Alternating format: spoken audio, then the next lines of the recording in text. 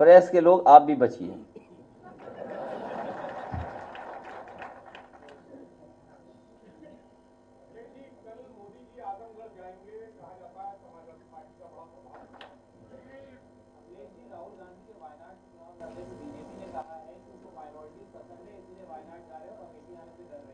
और मैं तो ये कहता हूं माइनॉरिटी सबको पसंद करना चाहिए। जो कमजोर हो, जिसके साथ अन्याय हो रहा हो, उसके साथ खड़ा होना चाहिए सबको। और प्रेस के साथियों, आपको भी खड़ा होना चाहिए। कल आप कमजोर होगे तो आपके साथ कौन खड़ा होगा? जब आपके लोग जेल जाते हैं तो समाजवादी लोग खड़े होते हैं आपके साथ। आप भी हम लोगों के साथ खड़े होइए। अब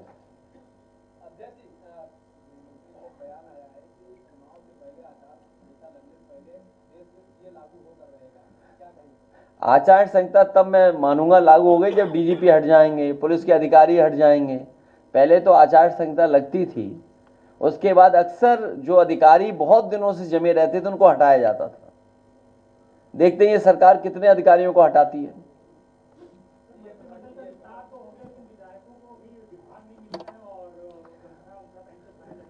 जब तक विभाग मिलेगा और प्रमुख सचिव को अपॉइंट कराएंगे तब तक चुनाव आ जाएगा।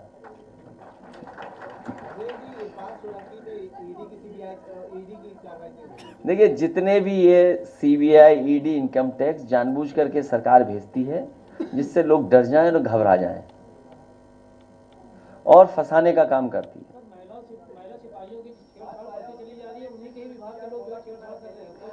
ये एक लंबी सूची है। हमारे पत्रकार साथी ने कुछ सवाल उठाया है। ये बहुत एक लंबी सूची है। अगर पिछले 7 साल का हम लोग गिने तो देश में सबसे ज्यादा इस तरह की घटनाएं उत्तर प्रदेश में हुई हैं। और जहां साथी हमारा ये कह रहा था, होम मिनिस्ट्री के ऊपर कोई सवाल पूछा जा रहा था, ये होम मिनिस्ट्री की जिम्मेदारी बनती है कि समय समय पर स्टेट गवर्नमेंट्स को भी चेक करें कि उनके यहां क्या हो रहा है। अगर पुलिस ही भक्षक बन जाएगी, जिनसे हमें उम्मीद है कि न्याय मिलेगा, अगर वही अन्याय करेंगे तो आप न्याय के लिए कहां जाएंगे? तो ये जो घटनाएं बढ़ी हैं, ये पुलिस हेडक्वार्टर से लेकर के और थाने तक की घटनाएं, आप इस बारे में जानकारी कर सकते हैं, सबसे ज्यादा उत्तर प्रदेश में है। जिस तरीके से जब से बीजेपी की सरकार आई है, दिल्ली में 1 लाख, पूरे उत्तर भारत में 1 लाख किसानों ने आत्महत्या की है। सोचो, जिस देश में 10 साल में 1 लाख किसान आत्महत्या करता हो, जहां पर यह बताया गया हो कि आय दोगुनी हो जाएगी, यहां जितने लोग बैठे हैं सब किसान परिवार के हैं। किसान परिवार पूछ रहे हैं कि उनकी आय दोगुनी कब होगी, और किसान के बेटे ये पूछ रहे हैं उन्हें नौकरी रोजगार कब मिलेगी। जो एमएसपी के लिए लड़ रहे हैं किसान, क्या सरकार एमएसपी लागू करेगी? समाजवादी ये भरोसा दिलाती है कि 80 हराओ, एमएसपी लागू करवाओ और उसका कानूनी अधिकार पाओ। सर, एमएलसी चुनाव होने वाले, क्या कैंडिडेट्स में भी पीडीए की झलक दिखेगी? पीडीए की झलक अगले 50 साल तक दिखेगी आपको।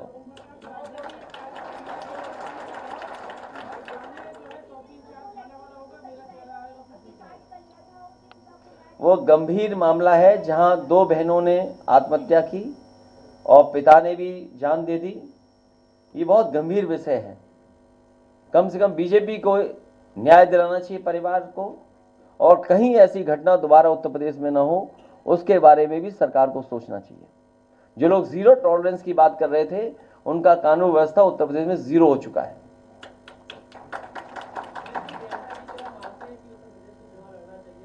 किसको?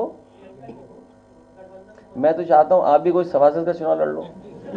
अब चुनाव सभासद का है ही नहीं तो क्या करें हम, बताओ? ये कोई बात हुई? अरे किसी लीडर और पॉलिटिकल पार्टी तय करेगी, हम क्यों तय करेंगे? अब हम कहेंगे मुख्यमंत्री जी को चुनाव लड़ना चाहिए, ये कोई बात हुई? अब मुख्यमंत्री जी अगर लड़ना चाहे तो बताओ। नहीं, कोई क्षेत्र नहीं ना इनमें बनाया नहीं इन्होंने कोई। मुझे जिला नहीं पता ना, मैं विचार कर सकता हूँ इनके पास। कौन जिले के हो आप? लखनऊ? नहीं, रविदास जी हैं, अब आपको मौका नहीं मिलेगा। रिजर्व सीट है, मोहनलाल इन कैसे दे दूंगा।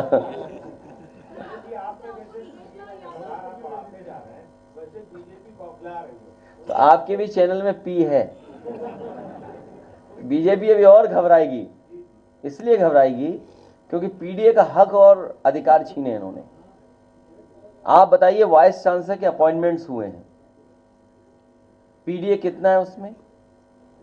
जो वाइस चांसलर के अपॉइंटमेंट हुए हैं उसमें पीडीए कितना है? और हमारे ये साथी अलग अलग जिले के यहाँ बैठे हैं। कभी गवर्नर हाउस से ये सवाल उठता था कि कौन पोस्ट हुआ है, कितने पोस्ट हुए हैं। कई जिले ऐसे हैं जिनमें एक भी पीडीए का अधिकारी कभी पोस्ट नहीं हुआ टॉप पोस्ट में। कई जिले ऐसे हैं जिसमें पीडीए का बड़ी पोस्टिंग पाया ही नहीं। तो ये तो केवल एक बात बता रहा हूं मैं आपको कि यूनिवर्सिटियों में जो अपॉइंटमेंट हुए हैं 34 में पीडीए है ही नहीं कहीं, केवल 4 पीडीए। और उन्होंने जिनको अपॉइंट किया है, अगर वाइस चांसलर अपॉइंट हो गए तो उन्होंने किसको अपॉइंट किया है उसकी सूची सरकार नहीं दे रही है। जो लोग 46 में 56 कहते थे, 46 में 56, उन्हें सूची देनी चाहिए कि नहीं देनी चाहिए? ये तो केवल मैं एक बात उठा रहा हूं अभी, एक कि वाइस चांसलर के अपॉइंटमेंट्स में सरकार ने सबसे ज्यादा धोखा अगर किसी को दिया है तो पीडीए परिवार को धोखा दिया है। क्या वो 69,000 के बच्चे किस मंत्री के घर नहीं गए बताओ? वो इसलिए उनके साथ अन्याय हो रहा है कि वो पीडीए परिवार के लोग हैं, पीडीए परिवार के लोग हक मांग रहे हैं। यही 69,000 में क्या आपने नहीं देखा? कौन सा मंत्री नहीं छोड़ा जिसके घर न गए हों? लेकिन जो वहां लोग हैं वो पीडीए को न्याय नहीं दिला सकते, उनको हक नहीं मिल सकता।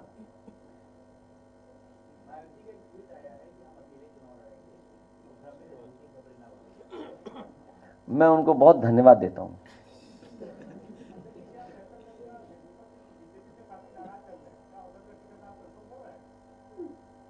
किसका?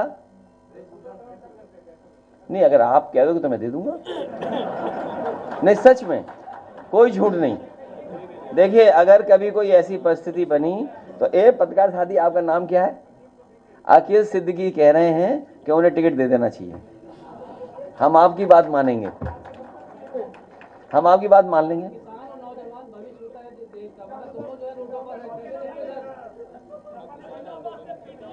भाई, हमें टिकट का कैसे बता दूं? अभी ये कांग्रेस वाले पूछे, आप बीजेपी की पूछो, मैं क्यों तय करूंगा टिकट किसी दूसरी पार्टी का? नहीं, मेरे संपर्क में कोई नहीं है। नहीं, हमारे संपर्क में नहीं है। नहीं, हमारे संपर्क में नहीं है।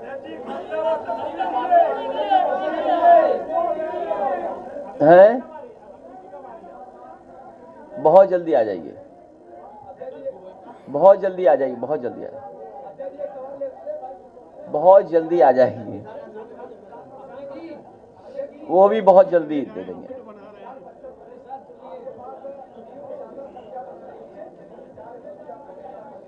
अभी चुनाव है, उलझाओ मत इन बातों में। चुनाव है, अभी चुनाव में जाने दो। बड़ा लोकसभा का चुनाव है, ये लड़ाई बाद में लड़ी जाएगी।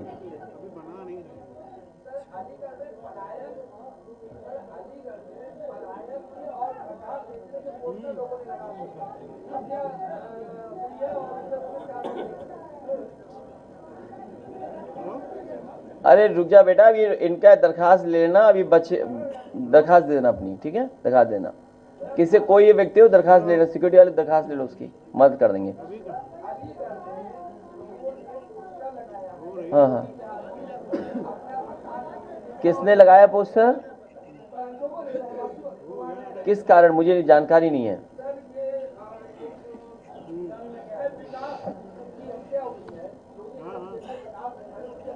ये हमें जानते होंगे, हमारे कुछ अलीगढ़ के लोग बैठे हैं, वो जानते होंगे बात को। पुलिस कहाँ कार्रवाई कर रही है? पैसा दे दो, कार्रवाई कर देगी पुलिस। ये कोई नई बात बता रहे हो क्या आप? आप ये बताइए, बलिया में अंबिका चौधरी